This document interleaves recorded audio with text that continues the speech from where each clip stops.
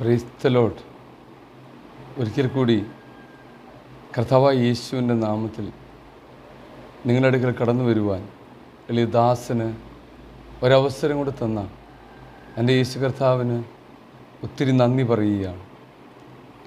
ഇന്ന് കേൾക്കുന്ന വചനം ഒരു ഭക്തന് പ്രതികൂലങ്ങളുടെ നടുവിലും ബുദ്ധിമുട്ടുണ്ടാകുകയില്ല. ഒരു ഭക്തന് പ്രതികൂലങ്ങളുടെ നടുവിലും ബുദ്ധിമുട്ട് ഉണ്ടാകുകയില്ല. ആവർത്തന പുസ്തകം 2-ാം അധ്യായം 7-ാം വാക്യം, നിന്റെ ദൈവമായ യഹോവ നിന്റെ കൈകളുടെ സകല പ്രവൃത്തിയിലും നിന്നെ അനുഗ്രഹിച്ചിരിക്കുന്നു.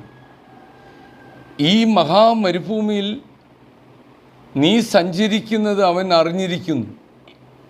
ഈ 40 സംവത്സരം നിന്റെ ദൈവമായ യഹോവ നിന്നോട് കൂടെ ഇരുന്നു.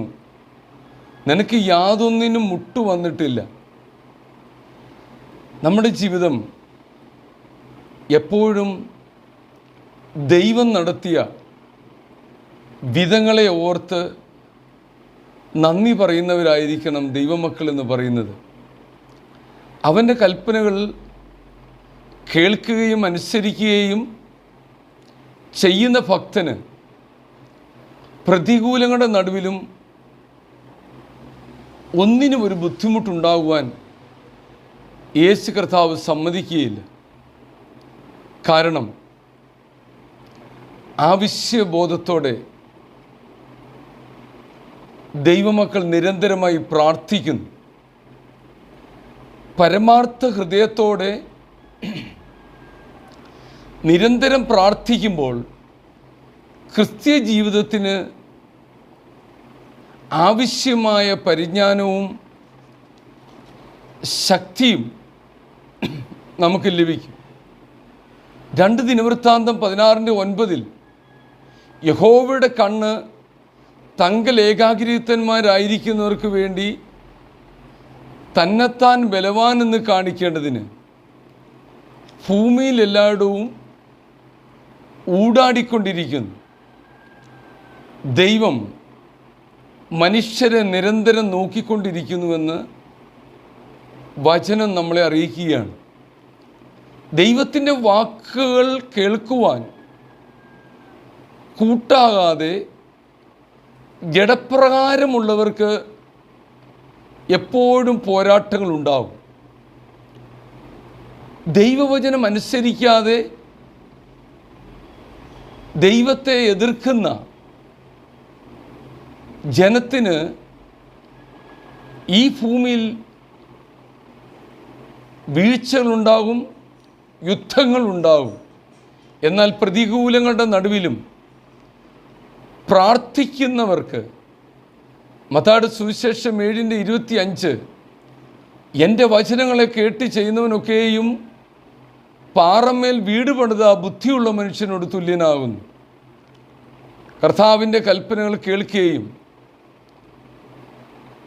പ്രവർത്തിക്കുകയും ചെയ്യുന്ന ശിഷ്യൻ പാറമേൽ വീട് പണിത ബുദ്ധിയുള്ള മനുഷ്യനാണെന്ന് വചനം ഓർമ്മപ്പെടുത്തുകയാണ്. കർത്താവിൻ്റെ കൽപ്പനകൾ അനുസരിച്ചവർ ബുദ്ധിയുള്ളവരാണ്. മത്തായിയുടെ സുവിശേഷം 7:25 വൻമഴ ചൊരിഞ്ഞു, നദികൾ പൊങ്ങി, കാറ്റടിച്ച് ആ വീട്ടിന്മേൽ അലച്ചു. അത് പാറമേൽ അടിസ്ഥാനമുള്ളതാകിയാൽ വീണില്ല എന്നാണ്. ക്രിസ്തുവിനെ അനുസരിക്കുന്ന ജീവിതത്തിന് എപ്പോഴും ഉറപ്പുള്ള ഒരു അടിസ്ഥാനമുണ്ടെന്ന് വചനം നമ്മളെ ഓർമ്മപ്പെടുത്തുകയാണ്. ദൈവവചനം നമ്മളിൽ വളർന്നാൽ, നമ്മൾ പ്രാർത്ഥിക്കുകയും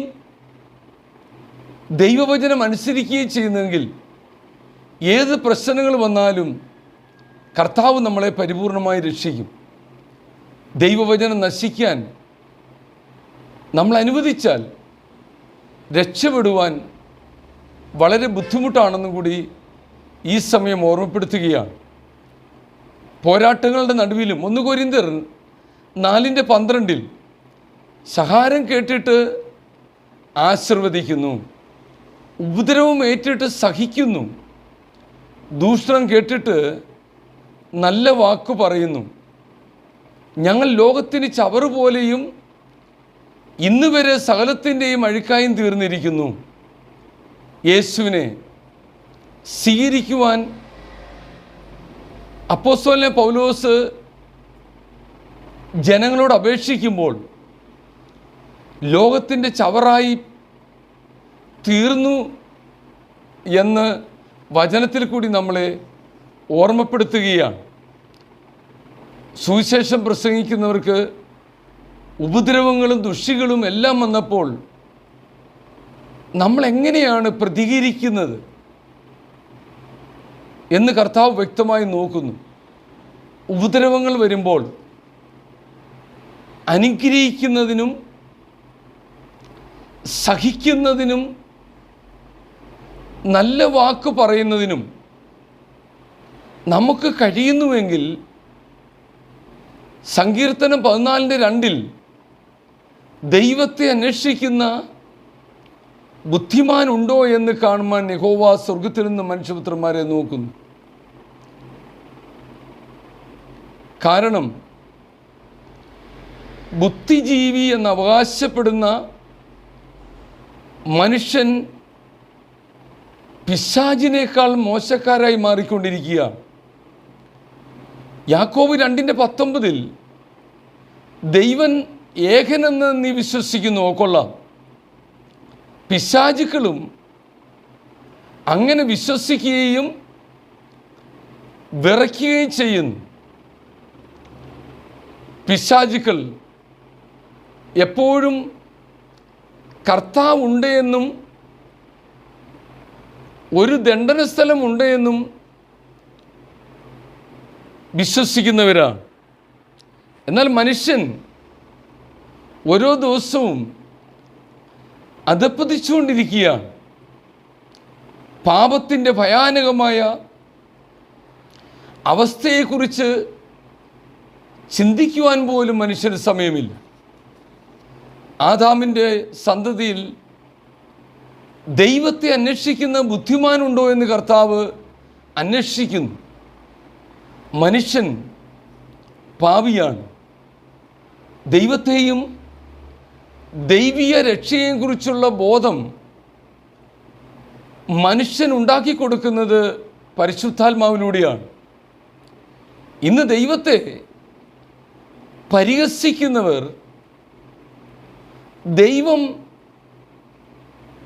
നീതിമാന്റെ പക്ഷത്ത് വരുമ്പോൾ ദുഷ്ടൻ വല്ലാതെ ഭയപ്പെടുന്ന സമയം അടുത്തുകൊണ്ടിരിക്കുകയാണ്. എളിയവൻ്റെ വിശ്വാസത്തെ പരിഹസിക്കുന്നവർ ഭയപ്പെടുന്ന ദിനം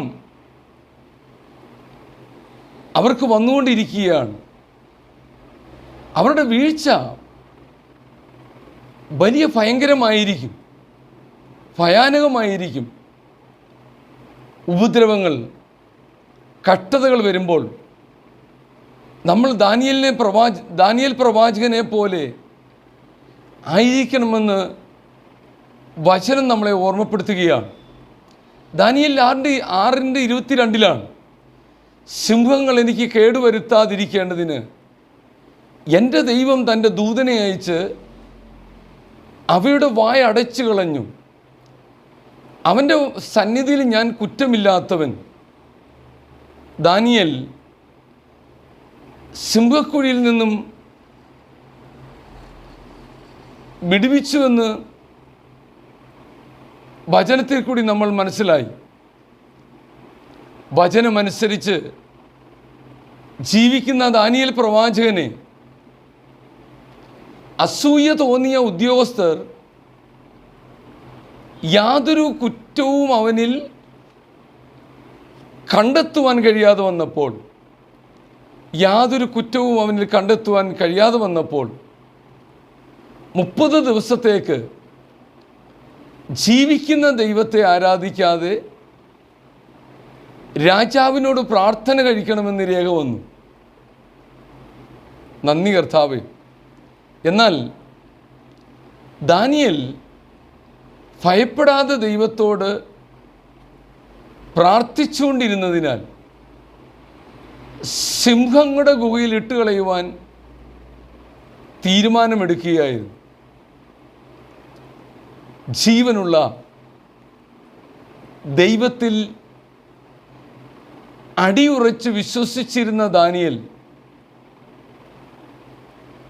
ഒന്നിലും കുലുങ്ങുവാനായിട്ട് ദൈവം അനുവദിച്ചില്ല. ഉറച്ചു നിന്നതുകൊണ്ട് സിംഹക്കുഴിയിൽ ദാനിയേലിനെ ഇട്ടപ്പോൾ ദൈവം തൻ്റെ ദൂതനെ അയച്ച് സിംഹങ്ങളുടെ വായ അടച്ചു കളഞ്ഞതായിട്ട് വചനം പറയുന്നു. സത്യസന്ധതയോടെ വിശ്വസ്തയോടെ നിൽക്കുന്നവർ കള്ളപ്രവാചകന്മാരെയും കള്ള അപ്പോസ്തലന്മാരെയും മന്ത്രവാദികളെയും ഭയപ്പെടേണ്ട കാര്യമില്ല. ദൈവം അനുകൂലമെങ്കിൽ പ്രതികൂലമാര്? എത്ര നാൾ ഈ കള്ള അപ്പോസ്തലന്മാർക്ക് ദൈവമക്കളുടെ നേരെ പോരാടി നിൽക്കാൻ കഴിയും? അവരുടെ കാൽച്ചുവട്ടിൽ നിന്ന് മണ്ണൊലിച്ചു പോകുന്നത് കണ്ടിട്ടും അവർക്ക് മനസ്സിലാകുന്നില്ലെങ്കിൽ വരാൻ പോകുന്ന വീഴ്ച വലുതായിരിക്കുമെന്ന് ഈ സമയം ഓർമ്മപ്പെടുത്തുകയാണ്. കഴിഞ്ഞ എപ്പിസോഡിൽ നമ്മൾ കേട്ടല്ലോ, അധികാരം തരുന്നത് ദൈവമാണ്. അധികാരം ലഭിക്കുമ്പോൾ പാപപ്പെട്ടവനെ ഉപദ്രവിക്കുവാനും അഹങ്കാരം കയറിയാൽ അധികാരം തന്നവന് ഏത് സമയം അത് നീക്കിക്കളയുവാൻ കഴിയുമെന്നും മനസ്സിലാക്കുവാൻ കഴിഞ്ഞ എപ്പിസോഡിൽ കൂടി വചനം വ്യക്തമായി നമ്മളോട് സംസാരിച്ചിരുന്നു. സിംഹങ്ങളുടെ നടുവിൽ സമാധാനത്തോടെ കിടന്നുറങ്ങിയ ദാനിയേലിനെയാണ് ഇവിടെ കാണുന്നത്. എന്നാൽ വിലയേറിയ മെത്തയിൽ കിടന്ന രാജാവിനോ ഉറക്കം വന്നില്ല. ദാനിയേൽ 6:20 ഗുഹയുടെ അരികെ എത്തിയപ്പോൾ അവൻ ദുഃഖശബ്ദത്തോടെ ദാനിയേലിനെ വിളിച്ചു.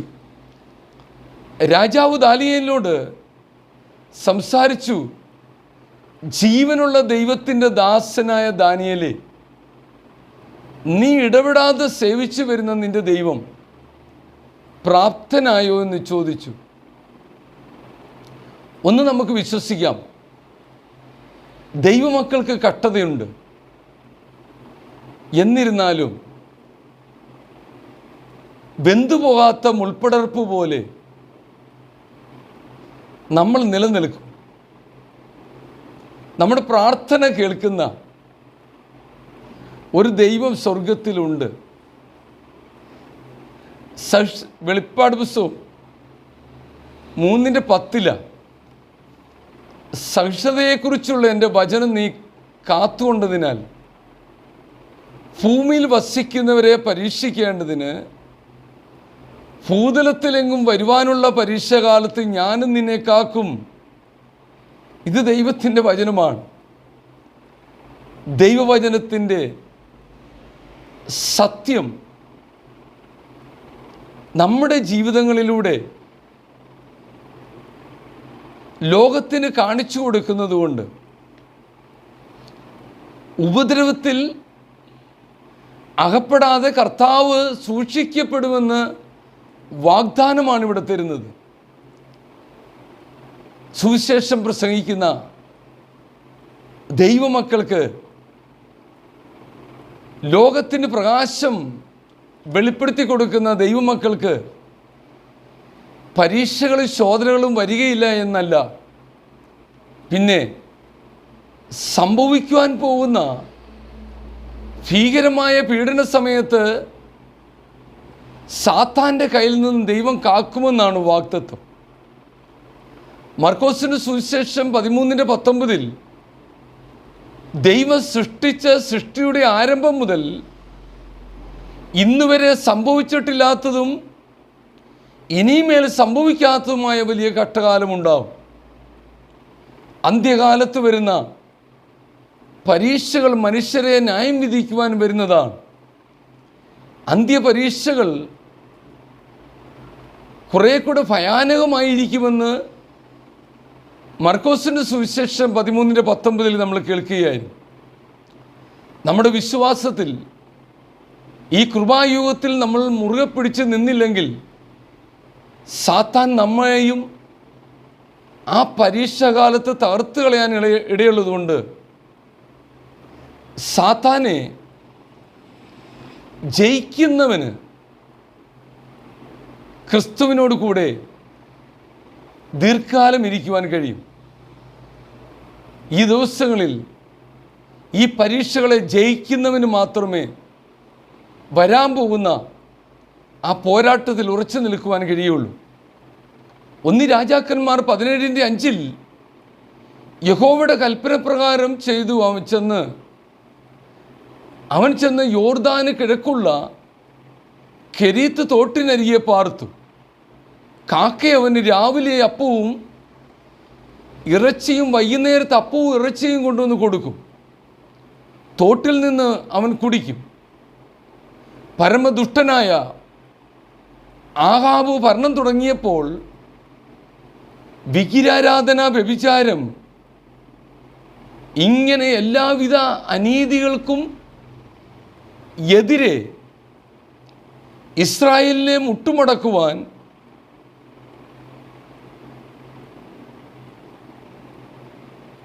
ദൈവത്താൽ തിരഞ്ഞെടുക്കപ്പെട്ട പ്രവാചകനാണ് ഏലിയാവ്. ഇസ്രായേലിനെതിരെ, ഇസ്രായേലിൻ്റെ അനീതിക്കെതിരെ അവരെ മുട്ടുമടക്കുവാൻ ദൈവം തിരഞ്ഞെടുത്ത പ്രവാചകനായിരുന്നു ഏലിയാവ്. അവന് ഭക്ഷണം എത്തിക്കുവാൻ, ആഹാബിൻ്റെ കൊട്ടാരത്തിൽ നിന്ന് അപ്പം കൊണ്ടുവരുവാൻ കാക്കയെ ചുമതലപ്പെടുത്തിയെന്ന, രാവിലെയും വൈകുന്നേരത്തും കാക്ക കൊണ്ടുവന്ന അപ്പം കൊണ്ട് അവനെ പോഷിപ്പിച്ചു എന്ന് വചനം പറയുക. ഈ സമയം എന്തിനാണ് ഈ വചനം നമ്മളെ ഓർമ്മപ്പെടുത്തിയത്? ക്രിസ്തുവിൽ അടിയുറച്ച് വിശ്വസിക്കുന്ന ദൈവപൈതലേ, ക്രിസ്തുവിനെ പിന്തുടർന്ന് ജീവിക്കുന്ന പുരുഷാരത്തിന് അപ്പം കൊടുത്ത് തൃപ്തിപ്പെടുത്തുവാൻ എൻ്റെ യേശുവിന് കഴിയും. യോഹന്നാൻ്റെ സുവിശേഷം 6:5 യേശു വലിയൊരു പുരുഷാരം തൻ്റെ അടുക്കൽ വരുന്നത് കണ്ടിട്ട് ഫിലിപ്പോസിനോട്, ഇവർക്ക് തിന്നുവാൻ നാം എവിടെ നിന്ന് അപ്പം വാങ്ങുമെന്ന് ചോദിച്ചതിന്, ഇവിടെ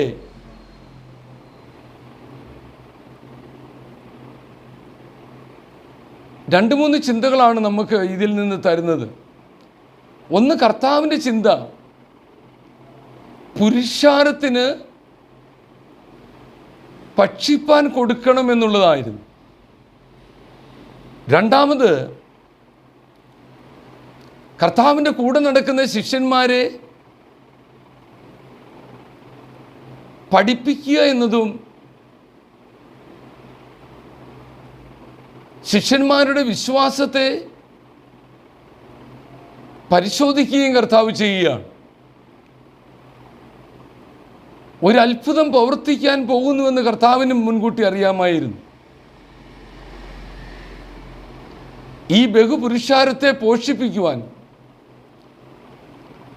ക്രിസ്തുവിന് സാധിക്കുമെന്നുള്ള വിശ്വാസം ശിഷ്യന്മാർക്കുണ്ടോ എന്ന് പരിശോധിക്കുക കൂടി ചെയ്യുകയായിരുന്നു. നമ്മൾ ഇന്ന് ഈ വചനം കേൾക്കുമ്പോൾ എന്തോ വലിയ പോരാട്ടത്തിന് മുന്നോടിയായി ദൈവം നമ്മളെ അറിയിക്കുകയാണ്. ക്രിസ്തുവിൽ ഉറച്ച വിശ്വാസത്തിൽ നിലനിൽക്കണമെന്ന്. 5 അപ്പം കൊണ്ട് 5000 പേരെ പോഷിപ്പിക്കുവാൻ യേശു കർത്താവിന് കഴിയും. ആഹാബിൻ്റെ കൊട്ടാരത്തിൽ നിന്ന് തൻ്റെ ദാസന് വേണ്ടി കാക്കയാൽ അപ്പം കൊടുത്തു വിട്ട ദൈവം നമ്മളെയും പോഷിപ്പിക്കുമെന്നുള്ള ആ വിശ്വാസത്തിൽ നമ്മളെ ഉറപ്പിക്കുന്നതാണ് ഈ വചനങ്ങൾ. യോഹന്നാൻ 6:9 ഇവിടെ ഒരു ബാലകനുണ്ട്, അവൻ്റെ പക്കൽ 5 അപ്പവും 2 മീനും ഉണ്ട്, എങ്കിലും ഇത്ര പേർക്ക് അതെന്തുള്ളൂ എന്ന് പറഞ്ഞു. ഇത്ര വലിയ പുരുഷാരത്തെ പോഷിപ്പിക്കുക. ഈ 5 അപ്പം കൊണ്ട് ഇത്ര വലിയ പുരുഷാരത്തെ പോഷിപ്പിക്കുക എന്നത് ബുദ്ധിയില്ലാത്തൊരു ദൗത്യമായി അന്ത്രയോസിന് ഇവിടെ തോന്നുകയാണ്. നമ്മുടെ ജീവിതത്തിലും പലപ്പോഴും സംശയം കൊണ്ടുവരുന്നത് പിശാചാണ്. ആത്മീയ ഉള്ളത്തിൽ, വിശ്വാസത്തിൽ ഉറച്ചു നിൽക്കണം. കർത്താവിൻ്റെ താല്പര്യം എന്തായിരുന്നു? കർത്താവിന് താല്പര്യമുള്ളത് ദൈവം ഒരു ബാലകൻ്റെ കൈവശം കൊടുത്തിട്ടുണ്ട്. 10-ാം വാക്യം കർത്താവ് പറയുകയാണ്, ആളുകളെ ഇരുത്തുവീൻ. ദൈവത്തിന് പരിശുദ്ധാത്മാവ് കൊടുത്ത നിർദ്ദേശം അനുസരിച്ച്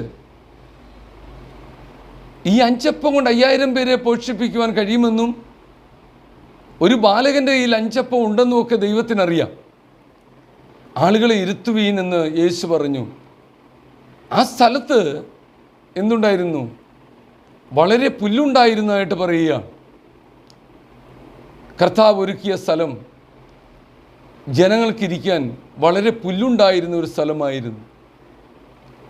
കർത്താവ് വൃത്തിയുള്ള മനോഹരമായ ഒരു സ്ഥലത്തിൽ വെച്ച് ജനത്തിന് ആഹാരം കൊടുക്കുവാൻ മുൻകൂട്ടി തീരുമാനിച്ചിരുന്നതായിട്ട് ഈ വചനം വായിക്കുമ്പോൾ നമുക്ക് മനസ്സിലാകും. 11-ാം വാക്യം, പിന്നെ യേശു അപ്പം എടുത്ത് വാഴ്ത്തി ഇരുന്നവർക്ക് പങ്കിട്ട് കൊടുത്തു. അങ്ങനെ തന്നെ മീനും വേണ്ടുന്നിടത്തോളം കൊടുത്തു. അവർക്ക് തൃപ്തിയായ ശേഷം അവൻ ശിഷ്യന്മാരോട് ശേഷിച്ച കഷണം ഒന്നും നഷ്ടമാക്കാതെ ശേഖരിപ്പീനെന്ന് പറഞ്ഞു. നമ്മുടെ കയ്യിൽ എന്തുണ്ട്? നിന്നാൽ ആവത് ചെയ്യുക. കർത്താവ് നമ്മൾക്ക് പ്രത്യേകമായി തരുന്ന ഒരു നിർദ്ദേശം കൂടിയാണ്. നമുക്ക് ചെയ്യുവാൻ കഴിയുന്നത് നമ്മൾ ചെയ്യട്ടെ, അതിൻ്റെ ബാക്കി കർത്താവ് ചെയ്യും. നമ്മൾക്കെന്ത് ചെയ്യുവാൻ കഴിയും? 5 അപ്പവും 2 മീനും അതിശയകരമായ രീതിയിൽ അത് വർദ്ധിപ്പിച്ച് ഈ മഹാപുരുഷാരത്തെ പോഷിപ്പിക്കുവാൻ എൻ്റെ യേശുവിന് കഴിഞ്ഞു. കർത്താവിൻ്റെ കരം എത്ര വലുതാണെന്ന് ഈ സമയം നമ്മളെ ഒന്നുകൂടി ഓർമ്മപ്പെടുത്തുകയാണ്. ദൈവം തരുമ്പോൾ മതി തീരുവോളം, തൃപ്തിയാവുവോളമേ കർത്താവ് തരികയുള്ളൂ. ദൈവത്തെ വിളിക്കുന്ന ഭക്തന്മാരുടെ അവസ്ഥകൾക്ക് മാറ്റം ദൈവം ഈ ദിവസങ്ങളിൽ തരും. റോമർ 8:28 എന്നാൽ ദൈവത്തെ സ്നേഹിക്കുന്നവർക്ക്, നിർണയപ്രകാരം വിളിക്കപ്പെട്ടവർക്ക് തന്നെ സകലവും നന്മയ്ക്കായി കൂടി വ്യാപരിക്കുന്നുവെന്നാണ്. ദൈവകൽപ്പന അനുസരിച്ച പ്രിയ സഹോദര സഹോദരി, നിങ്ങളുടെ ജീവിതത്തിൽ കഷ്ടതയുടെ അവസ്ഥയിലായിരുന്നു. ഈ നാളിൽ വരെ ദുഃഖത്തോടും പ്രയാസത്തോടുമായിരുന്നു. പ്രതീക്ഷിക്കാത്ത സമയങ്ങളിലൊക്കെ അനർത്ഥങ്ങൾ, നിരാശകൾ, ദുരിതങ്ങൾ വന്നപ്പോഴൊക്കെയും സഹിച്ചു നിൽക്കുവാൻ നല്ലൊരു മനസ്സ് കർത്താവ് നിങ്ങൾക്ക് തന്നിട്ടുണ്ടെങ്കിൽ ഈ സകല കഷ്ടതയും സഹിച്ചു നിന്ന ദൈവമക്കൾക്ക് ഒരു നന്മയാക്കി മാറ്റുവാൻ കർത്താവ് ഈ സമയം നിങ്ങളെടുത്ത് ഉപയോഗിക്കും. കർത്താവിനൊരു നിമിഷം മതി നമ്മുടെ അവസ്ഥകളെ മാറ്റുവാൻ. കർത്താവിനെ അനുസരിക്കുന്ന ഒരു വിശ്വാസിയുടെ ജീവിതത്തിൽ ദൈവം അല്പനേരം കഷ്ടത അനുവദിച്ചു എങ്കിൽ അത് അനുഗ്രഹമാക്കി മാറ്റുവാൻ വിശ്വസിക്കുക. വിശ്വസിച്ചാൽ എൻ്റെ യേശുവിന് ഒരു സെക്കൻഡ് മതി നമ്മുടെ അവസ്ഥകളെ മാറ്റുവാൻ. നമ്മൾ പരമാർത്ഥ ഹൃദയത്തോടെ നിരന്തരം പ്രാർത്ഥിക്കുമ്പോൾ നമ്മോടുള്ള ദയുള്ള കർത്താവ് പിതാവിൻ്റെ വലത്തുഭാഗത്തിരിക്കുന്നത് ഒരു ഭക്തൻ്റെ പ്രതികൂലങ്ങളുടെ നടുവിലും ഒന്നിനും ബുദ്ധിമുട്ടുണ്ടാകാതെ കരുതുവാൻ നമ്മൾ വിളിക്കുന്ന യേശുവിന് കഴിയുമെന്ന് ഈ സമയം ഓർമ്മപ്പെടുത്തുകയാണ്. നമ്മുടെ കർത്താവിൻ്റെ പേര് തന്നെ അത്ഭുത മന്ത്രി എന്നാണ്. നമ്മുടെ കർത്താവിന് പരിഹരിപ്പാൻ കഴിയാത്ത ഒരു കാര്യവുമില്ല. അസാധ്യമായി നമ്മുടെ യേശുവിന് ഒന്നുമില്ല എന്ന് ഈ സമയം ഓർമ്മപ്പെടുത്തുകയാണ്. എന്നാൽ ദൈവത്തെ അന്വേഷിക്കുന്ന ബുദ്ധിമാനുണ്ടോ എന്ന് കാണുവാൻ യഹോവ സ്വർഗത്തിൽ നിന്ന് മനുഷ്യപുത്രന്മാരെ നോക്കുന്നു. ഇന്ന് മനുഷ്യൻ എല്ലാ സൗകര്യങ്ങളും ഉള്ളതുകൊണ്ട് കർത്താവിനെ ആർക്കും ആവശ്യമില്ലാതെ വന്നിരിക്കുകയാണ്. ജനം ദൈവത്തിൻ്റെ കൽപ്പന നിരസിക്കുകയാണ്. അന്ത്യകാലത്തിലേക്ക് അടുത്തു വരുമ്പോഴും കർത്താവിൻ്റെ ശബ്ദം, ന്യായവിധിയുടെ കാഹളത്തിനോട് ശബ്ദം കേൾക്കുമ്പോഴും ദൈവകൽപ്പന എതിർക്കുകയാണ്. എനിക്ക് എല്ലാം അറിയാം, എൻ്റെ അറിവിനപ്പുറമായി ഒന്നുമില്ല. ദൈവവചനം പ്രസംഗിക്കുന്നവർക്ക് പ്രാധാന്യം കൊടുക്കാൻ പോലും സമയം കൊടുക്കാതെ സ്വന്തം ബുദ്ധിക്കനുസരിച്ച് ജീവിതം നയിക്കാനുള്ള ആഗ്രഹം, ദൈവത്തിൻ്റെ മൂല്യം എത്ര വലുതാണെന്ന് ചിന്തിക്കുവാൻ പോലും മനുഷ്യൻ ആഗ്രഹിക്കുന്നില്ല. അതുകൊണ്ടാണ് കർത്താവ് പറഞ്ഞത്, ദൈവത്തെ അന്വേഷിക്കുന്ന ബുദ്ധിമാൻ ഉണ്ടോ എന്ന് കാണുവാൻ യഹോവ സ്വർഗത്തിൽ നിന്ന് മനുഷ്യപുത്രന്മാരെ നോക്കുകയാണ്. ദൈവത്തെയും ദൈവീയ രക്ഷയെക്കുറിച്ചുള്ള ബോധം മനുഷ്യനുണ്ടാകുന്നത് പരിശുദ്ധാത്മാവിലൂടെയാണ്. അതുകൊണ്ട് അപ്പോസ്തലനായ പത്രോസ് ഏറ്റവും ശ്രദ്ധേയമായ ഒരു പ്രസംഗം നടത്തിയത് അപ്പോസ്തല പ്രവൃത്തികൾ 2:38 വായിക്കുമ്പോൾ മനസ്സിലാവും. പത്രോസ് അവരോട്, നിങ്ങൾ ഓരോരുത്തൻ പാപങ്ങളുടെ മോചനത്തിനായി മാനസാന്തരപ്പെട്ട് യേശു ക്രിസ്തുവിൻ്റെ നാമത്തിൽ സ്നാനമേൽപ്പീൻ, എന്നാൽ പരിശുദ്ധാത്മാവ് എന്ന ദാനം നിങ്ങൾക്ക് ലഭിക്കും.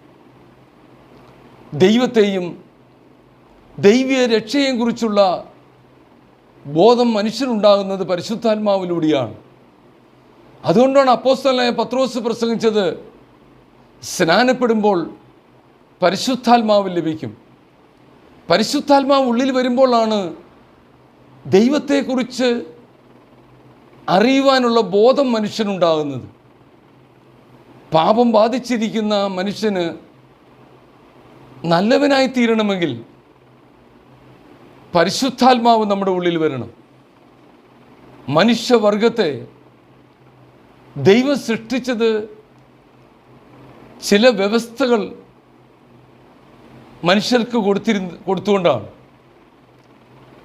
എന്നാൽ ദൈവവ്യവസ്ഥകൾ ലംഘിച്ച് മനുഷ്യൻ മതമുണ്ടാക്കി മതത്തിൽ കൂടി തങ്ങളെ തന്നെ രക്ഷിക്കുവാൻ മനുഷ്യൻ ശ്രമിക്കുകയാണ്.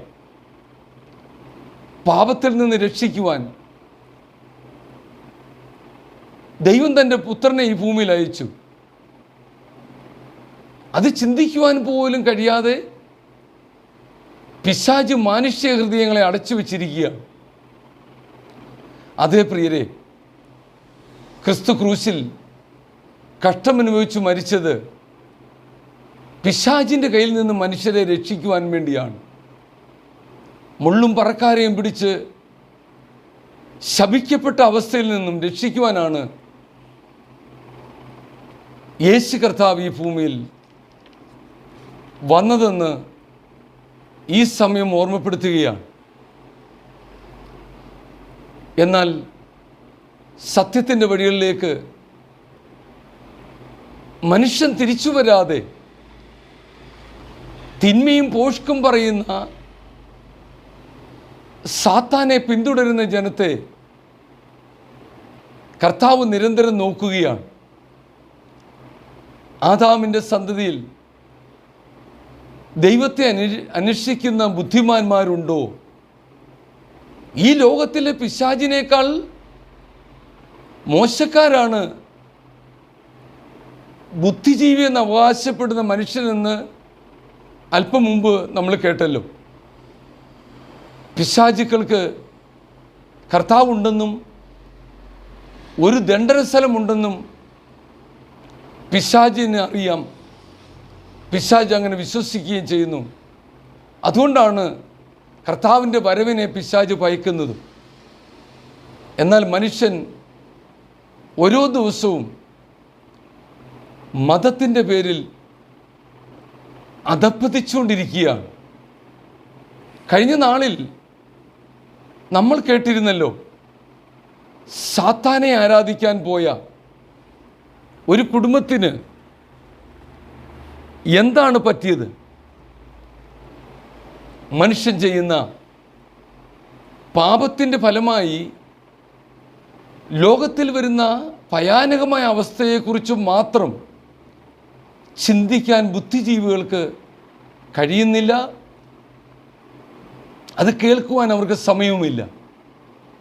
2 തിമോത്തിയോസ് 4:16 എൻ്റെ ന്യായവാദങ്ങൾ ഞാൻ അവതരിപ്പിച്ചപ്പോൾ ആരും എൻ്റെ ഭാഗത്തിലില്ലായിരുന്നു, എല്ലാവരും എന്നെ ഉപേക്ഷിച്ചുവെന്ന് അപ്പോസ്തലനായ പൗലോസ് പറയുകയാണ്.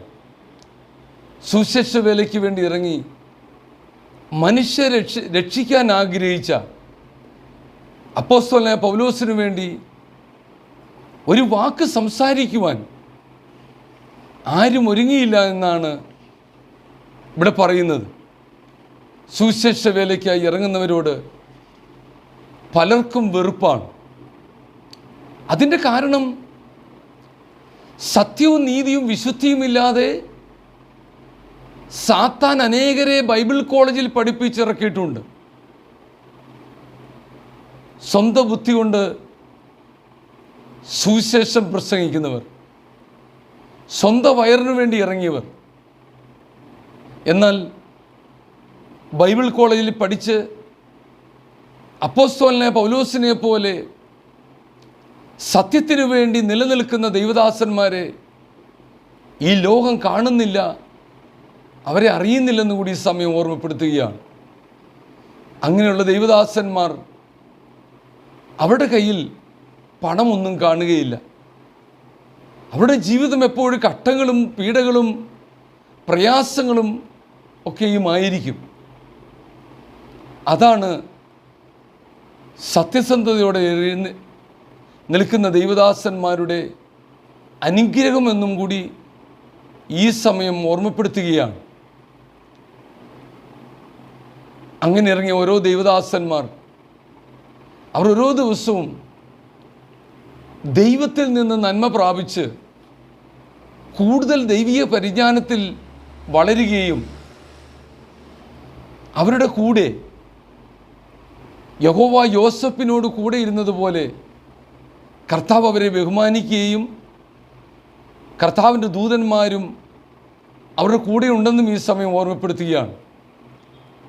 അവരുടെ ജീവിതം ദൈവത്തെ കൂടുതൽ അറിയുമ്പോൾ അവർ ദൈവത്തെ ഭയപ്പെടുകയാണ്. ദൈവത്തെ കൂടുതൽ അറിയുന്നവർ ദൈവത്തെ ഭയപ്പെടുന്നു. ദൈവമായി കൂടുതൽ ബന്ധമുള്ളവർക്കറിയാം അവൻ എത്രമാത്രം വിശുദ്ധനാണ്. അവൻ വിശുദ്ധനായിരിക്കുന്നത് പോലെ ഓരോ ദിവസവും അങ്ങനെയുള്ള ദൈവദാസന്മാർ കൂടുതൽ കൂടുതൽ വിശുദ്ധനാകുവാൻ വേണ്ടി ആഗ്രഹിക്കും. സ്വന്തം ഇഷ്ടം പ്രകാരം ഒന്നും അവർ ചെയ്യുവാൻ ആഗ്രഹിക്കാതെ ദൈവത്തിൻ്റെ ഇഷ്ടം ഞങ്ങളിൽ കൂടി ഉണ്ടാകണമേ എന്ന് അങ്ങനെയുള്ള ദൈവദാസന്മാർ നിരന്തരം പ്രാർത്ഥിച്ചുകൊണ്ടിരിക്കും. സദൃശ്യവാക്യം 3:6 നിൻ്റെ എല്ലാ വഴികളും അവനെ നനച്ചുകൊള്ളുക, അവൻ നിൻ്റെ പാതകളെ നേരെയാക്കും.